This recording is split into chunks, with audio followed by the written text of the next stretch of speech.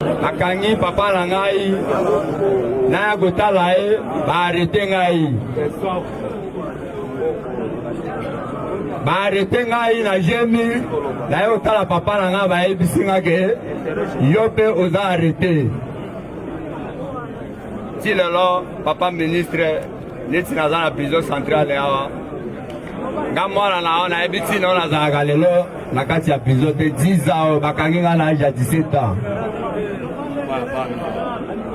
Nakomi na prison ndenge nini nazoyeba ndenge ya kosamba te ti lelo nazoyeba soro ya prison te 10 ans nasali yango awa na âge ya 17 ans ti lelo mpo na visite bakangi nga na nini bakuti nga na nini yango